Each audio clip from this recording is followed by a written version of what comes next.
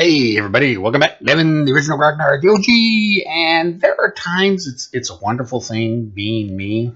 I enjoy being me for the most part. And who wouldn't want to be the original Ragnar? I mean, come on. What's not to love? However, there are other times that I think I may be losing my mind.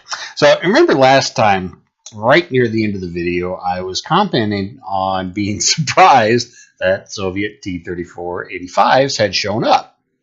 And I knew that the Shermans were in there, but somehow I had overlooked that the T-34s were in this scenario. So I was saying, well, maybe they're part of reinforcement. So after the video was over, I went back in and looked through the scenario. And it's like, no, the Egyptians don't get any reinforcements. Like I said, their operational reserves were 200 kilometers away across the Sinai. And then I was just poking around through some of the units, and yeah, the T-34s are on the map.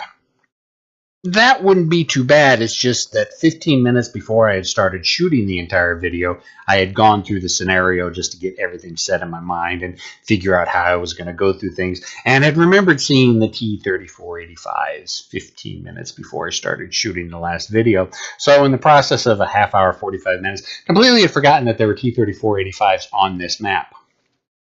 Which is kind of cool because, hey, it's real easy to surprise me because evidently I can't remember shit and my short-term memory is going away. Not sure if that's a good thing, is what it is. But getting back to the game, yes, there are T-34-85s in the game. I think there's 2 companies, 2 battalions of them, and there are the Shermans. Now, I had one of my viewers, Mark, had mentioned he was wondering where I'd got the numbers from.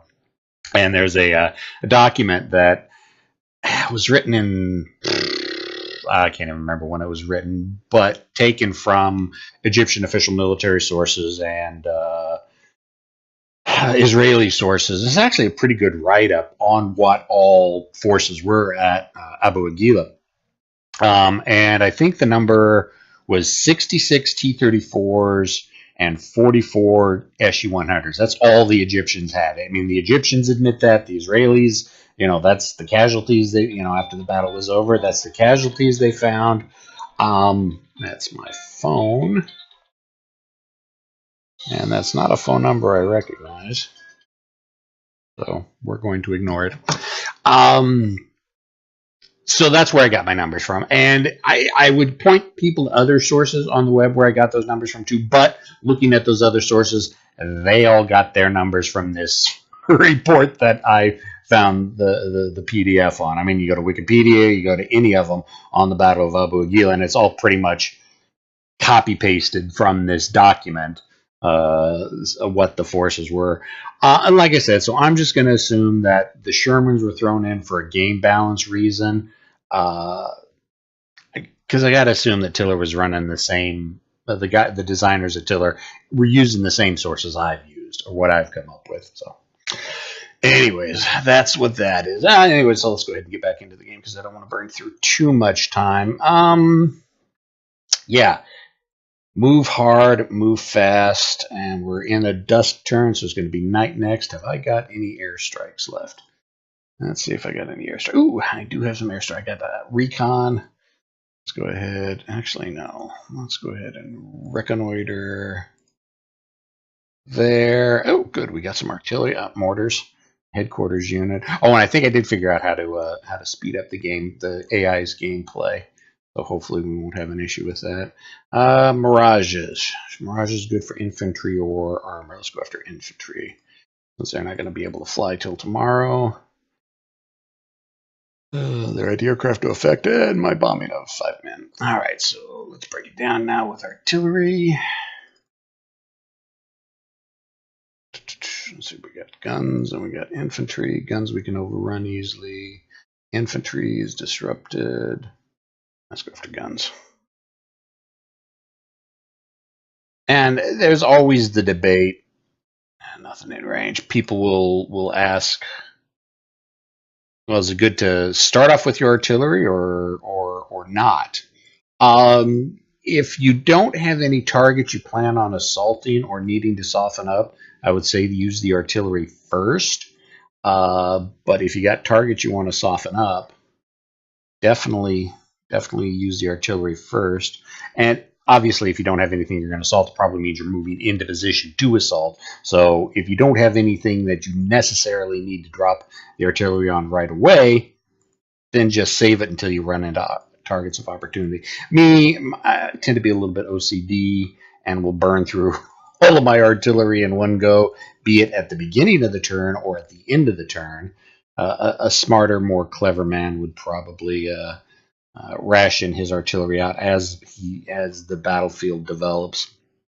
But as we know, I'm not a clever man. So all right, so we did a little bit of softening up. Now we got some movement.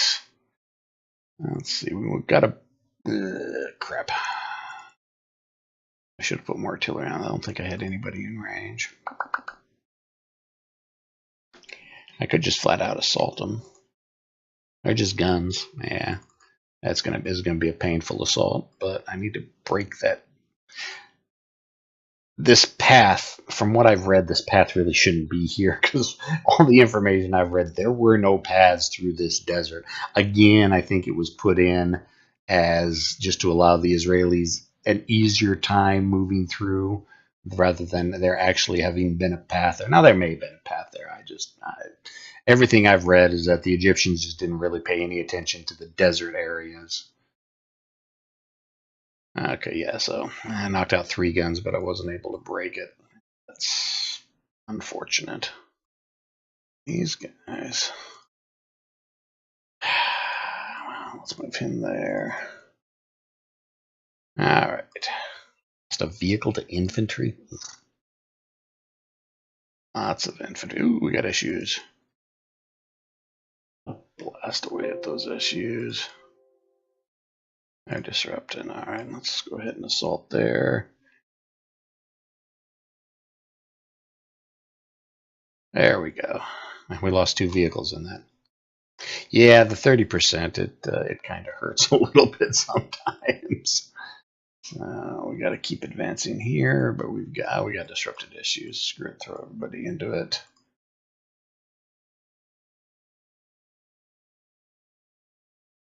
There we go. Good thing is I'm still pushing the Egyptians back. Let's see, there's those Shermans. Those guys are fatigued. They're not going to be doing anything for the rest of the game, I have a feeling, other than just sitting there. Let's move that command section up. And let's take both the platoons, well, the command section and the reinforced company. Go ahead and assault there. Probably not going to break that, but oh, actually we did. My advance is progressing much better than the last time I played. Mainly because, like I said, I was setting up bases of fire, sending my engineers through first to clear the mines. And it's like, nope, can't do that in this scenario. You don't have the time for it. So advance, advance, advance. Always advancing. Come on. Let's see, they're disrupted. Let's throw all of them into there. Yeah, this is actually going much better than my last game. Them to there. I got some fire left. Let's see, vehicles. After those issues that are there. Oh, we got vehicles that aren't pinned or disrupted. Hit them.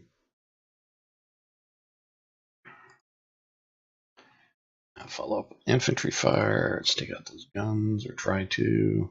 There we go. Let's see. They've all shot.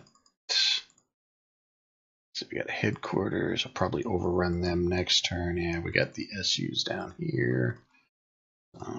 Always want to try to keep your opponent disrupted in Tiller games, especially if you're facing off against Morale A or Morale B. It's kind of tough, but once you start hitting, I'm gonna guess these guys are C's or D's for their morale. It's much easier to keep them pinned. Let's see, moved. Ooh, they've got fire left. Let's put fire on the headquarters. Good, we like that.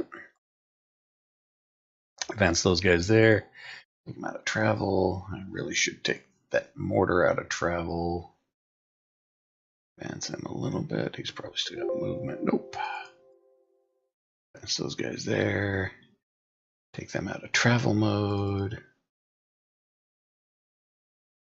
My poor remnants of my parachutists. But if we put them there, if they survive, that should cut off supply to that stack, which will make the morale even worse and make it much easier for me to finish them off. Let's see, we got mortars there, and they don't have the range. Let's put them in travel mode. Again, get these guys in travel mode. Don't. Yeah, I should probably spend the next turn moving my big guns up because I think. What are those? Yeah, range of 7. 1, 2, 3, 4, 5, 6. So yeah, I need to move them up because I'm starting to. My front line is starting to advance further than my artillery can keep up with.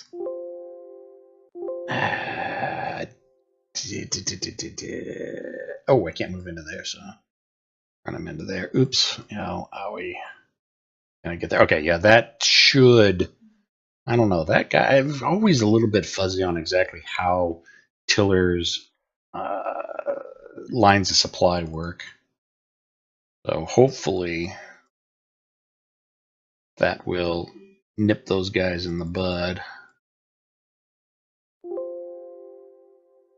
Keep moving these guys here. All right, I think that's pretty much everybody. So turn, and it should be, I believe, F7. It looks like that did speed things up a little bit. So we're going to keep with that as we cycle through the Egyptian turn. Yep, that stack that's almost cut off is going to be catching lots of opportunity fire as soon as any of them do anything.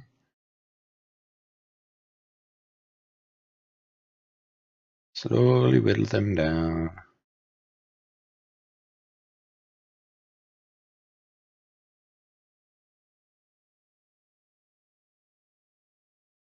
Yeah, they moved the SUs. Looks like they moved the SUs up to reinforce that. It's a good thing that he did abandon those trenches because now at least my guys have got the opportunity to sit in there and dig in and try to keep themselves alive dealing with those SUs. That 100mm FU gun.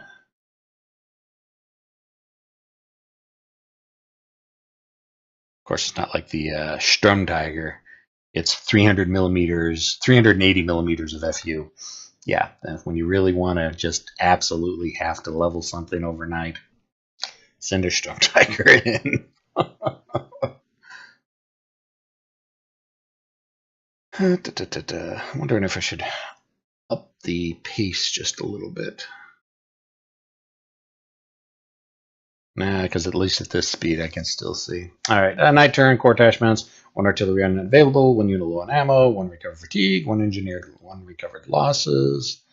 So, all right, it's nighttime, so I'm not going to have any aircraft.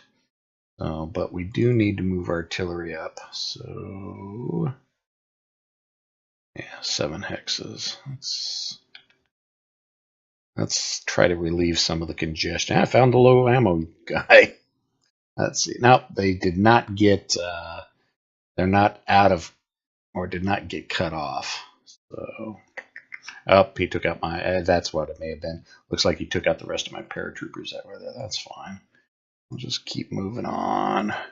Ooh, caught a, ooh, headquarters disrupted, artillery disrupted. Don't have the movement points to assault. Ooh, what's more important? Guns or HQ? Let's go after the HQ. Okay, we like that. Let's see. Dink, dink. Move them there. They can fire on this gun platoon or gun company. A little bit of return fire. Advancing. Definitely blown open the road. Probably taking another turn to really clear it out. Get those guys into the trenches. Those guys are not moving anywhere. Okay, how do we want to approach this? Those guys are all disrupted. Move this AMX. Oh, I'm not trying to. Saying there's enemy units there. But I can't see them. All right, these vehicles. Crap. Because I need these tanks. You know what? Let's say screw it. And we need to start moving these tanks up here to give the Centurion some support. And I can always fill these holes up. I got this parachute company, have them fill that hole there. Knock out those guns. Yes. All those guys are disrupted. Screw it. I'm just going to throw one big old stack of assault at them. See what happens. Maybe follow up with an assault from another stack. Hey, pushed them out. Nice. Okay, now that lets me move. Oh, it was zone of control. That's why I wasn't. Let's just go ahead. All right, the AMXs.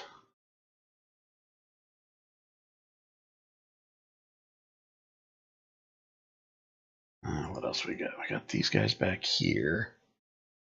South or north, south or north, south or north.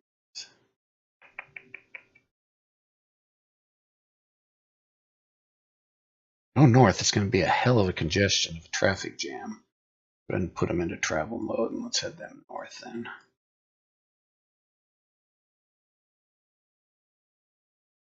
And take those guys out of travel mode now. Okay, that's fine. This AT platoon, and then this AT platoon move up. The infantry has something snuck in there. That infantry battalion's going to tear those jeeps up. Oh, well. Let's move artillery forward.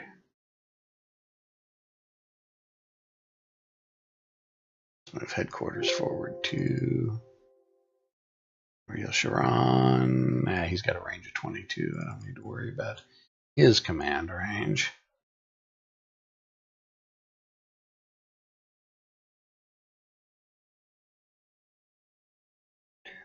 Four, five, six, seven. Push him up a little bit further. Those guys got a range 10. That's range 7. 1, 2, 3, 4, 5, 6, 7. I don't know if I can get closer. I don't have the movement for it. Don't have the movement for it. Don't have the movement for it. Oh, and those guys. Oh, that's right. These guys have got to be. It's their towed artillery. I can't really move them without being attached to vehicles. All right. I think that's about it. I don't. Oh, just got my entire Centurion section. Okay. Oops, he's out of movement. Keep hammering those SUs.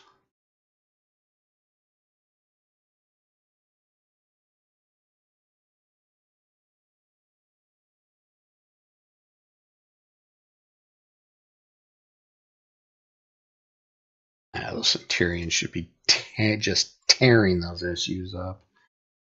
And one vehicle, one vehicle.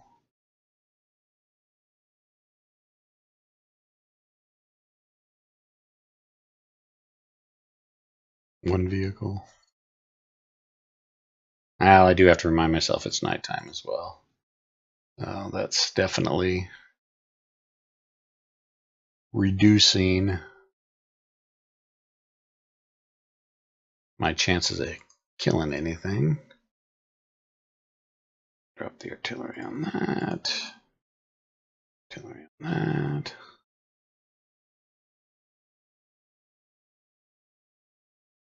Hammering on those guns.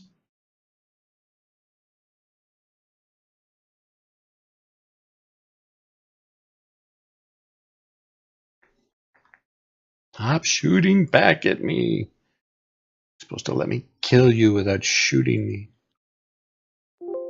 Isn't that the way war is supposed to happen? Let's see. Mortar platoon, he can fire. Let's go ahead and drop some artillery there. I always like to check my artillery just as kind of a last minute thing I do before I move on next rest of the turn, or before I end the turn. All right, I think that's about it. I don't want to move the headquarters. That's all the stuff I got down here. So let's advance. I'm going to be moving into a dawn turn next. So one thing about Middle East 67, a lot of other tiller titles, a lot of times, turns are broken down into 2-hour turns, except for night times, which are sometimes 4 or 6 hours per turn. This one is, or at least for this scenario, the entire night is just one turn. Normally you have 2 or 3 turns of night, but for this scenario, we only have one turn of night.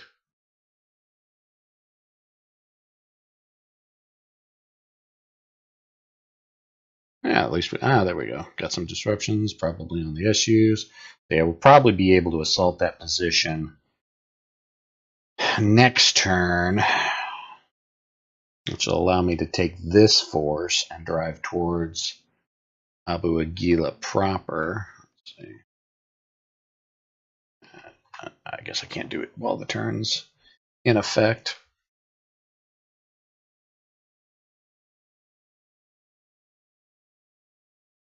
But yeah, I'm definitely very, very pleased with how my advance is going so far. Much quicker than the last time I played this scenario. I guess part of it is this was the first tiller title I ever picked up, and so I didn't really understand how the engine worked. And sometimes you need to know how the engine works real well to be able to maximize your combat potentials with it. Ah, there we are. Okay, these guys are now cut off. Okay, we'll see it flip every once in a while to this stack. You'll see that they're isolated. Now point, yep, see, disrupted, isolated. Dawn turn, yada, yada, yada, yada, yada, yada. All right, so basically, since I'm exerting a zone of control from this hex and this hex, so the zone of control is going to here and the zone of control is going to here, that ZOC is keeping supply from getting through, even though you would think this unit here would exert zone of control here to allow supplies to flow through. At least I think that's how the zone of control works. I'm not really certain 100% on it. So let's just go ahead. These guys, whoops, why are you going that way? Okay, well, you're just going to hang out. You're going to hang out. Yeah, let's start up north. All right, disrupted and isolated. Again, I don't understand. You would think with this guy here it would allow flow of supplies through, but I guess both of those guys are zocking, so zoc locking it down. I don't know. Well, regardless, let's take the artillery first. We can soften it up just a littlest bit. Yeah, knocking one gun out and adding some fatigue in. That may keep a couple of my guys alive just a little bit longer. Okay, so they got no place to retreat to, so stand and die where they were. Oh, no, they did retreat. Okay, so can't assault again, but I can fire 3 vehicles. Okay, that's nice. We like seeing that many SUs. Yeah, because there's a little bit of a distance since it's dawn turn now. My chances of hitting stuff have increased a little bit. So where I was knocking out 1 SU at a time, now it looks like I'm knocking about 3 out at a time. Crap. Well, let's go ahead and throw these. Both of these Centurion companies don't have any infantry, so I don't know if I'm going to push them back. Now, oh, crap. Oh, lost. Oh, max fatigue. Oh, yeah, that fatigue penalty at 30%. Wow, that's a killer. Okay, that attack is not going as well as I planned. Oh, there's the problem right there. I didn't read.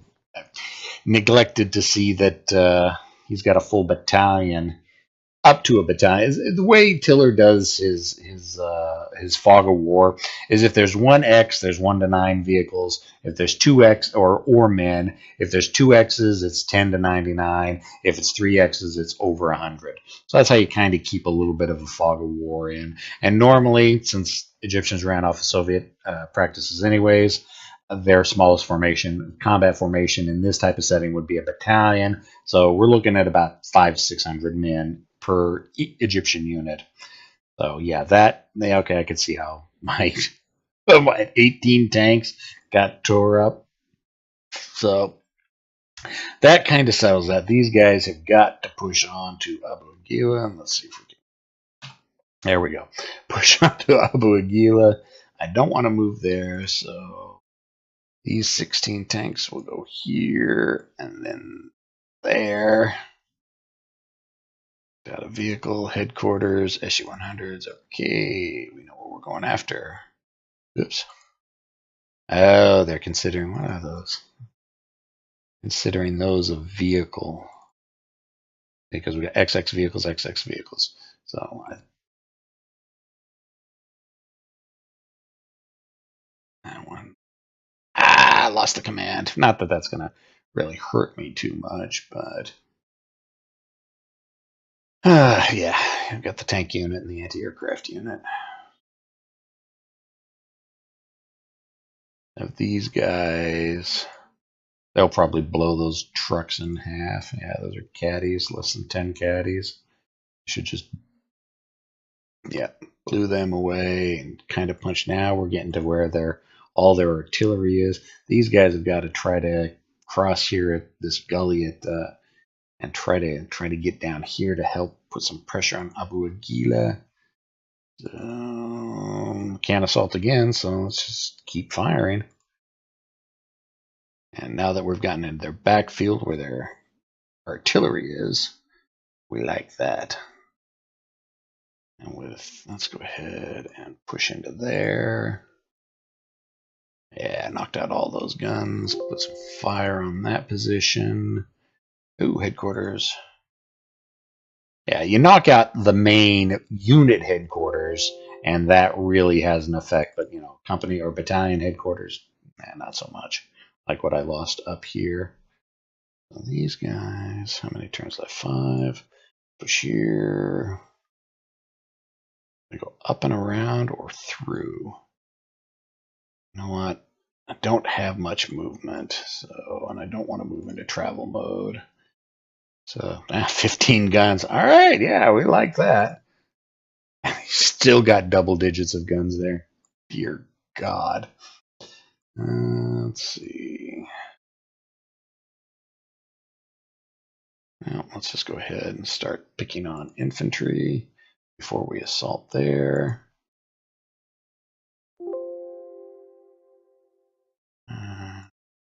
Oh, he's got max fatigue. Let's pull him back. Yeah, the fatigue penalties at plus 30% are just a killer. And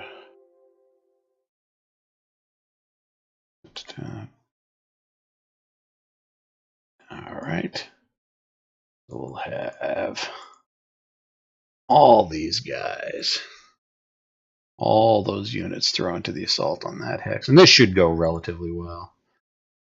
Yeah, 18 men. I lost 18 men, 2 vehicles. They lost 366 men, 1 gun, 14 vehicles. That's really why you want to disrupt it if you can, isolate, because it just tanks all of their stats. It's just making assault so much easier. Let's see what my fatigue. Since I won the assault. Oh, yeah, his fatigue spiked. Yeah, but yeah, so we had one guy whose fatigue really spiked. So yeah, that plus 30 can be a bit of a killer. Let's see, what have we got? Let's see. Aircraft. Now, you know what? Let's hit that hex with the aircraft. Yeah, the one with the anti-aircraft artillery in it. That's a smart thing to do.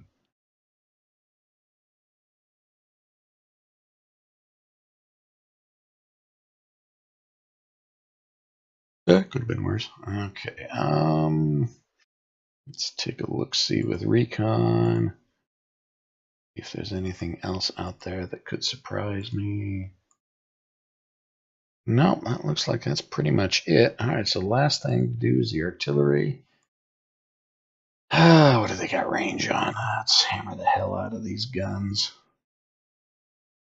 I need to try to dig my way through that along that road, and those guys are stopping me with zone of control.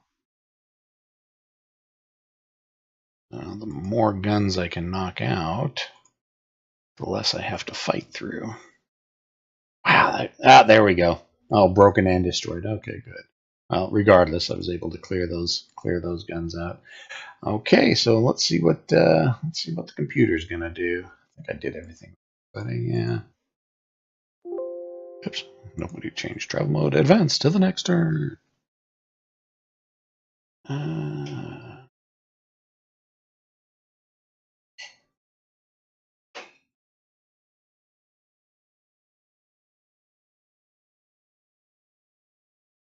Surprised he isn't trying to move these guys back. Of course, really, I mean, well, he is isolated, so. But even, oh, he can't because of Zoc. He can't move here because he can't move into this guy's zone of control.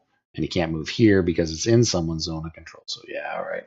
That makes sense. I guess he can't really retreat anywhere, so fight and die. Honestly, that was one thing that the Egyptians were actually noted for. Even the Israelis noted this, that there were times that the Egyptians just would not leave their positions at all.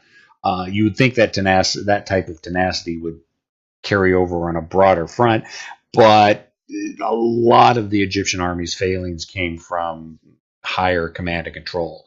We're talking battalion and, well, regimental and divisional level. I think even for like the first 18 to 24 hours of the fight, most division and regimental commanders weren't even at the command posts for their units. So hard to give an overwhelming command and control cohesive battle plan when your generals aren't in position to do it. All right, so we're down to turn 6. So that means we got 6, 7, 8. I think we'll go ahead and cut it here because that'll give us 3 turns to finish off. And if I can keep my pace of advance like this, we're looking pretty good. And like I said, yeah, I think just because I know the system a little bit better and realizing that attack is what I've got to do, it's helping me a lot with this scenario. I'm feeling very confident. He's got a bunch of stuff. It's going to be a little bit tough. I mean, I was hoping my Centurions, because I got 25 Centurions there. They just have been having a problem breaking through these defending forces here in the desert. But where's my button at? We'll see what happens with that. As always, questions, comments, concerns, complaints. Oh. I did want to say something real quick. If you get a chance, I want to give a shout out to the Gimpy Gamer. Go ahead and find him on YouTube. Yeah, his channel is the Gimpy Gamer. He mostly focuses on lock and load. That's what most of his videos. I'm not a big fan of the lock and load system, but he enjoys it. It's actually very entertaining and fun to watch him do it. And he's a Marine, so we squids have got to do something for our less intelligent Marine brothers. And of course, Geek Gamers. Check out Geek Gamers' video channel. She does a lot of really cool old school stuff. I've mentioned on my Facebook page. And if you haven't joined the Facebook page, you probably should. The original Grognard, do it now. So you can find the links to all the people whose channels I enjoy watching. Go check them out. If you enjoy watching me, you'll really enjoy watching them because I think they do a better job than I am. And questions, comments, concerns, complaints, criticisms in the comment section. I'll see everybody next time. See ya!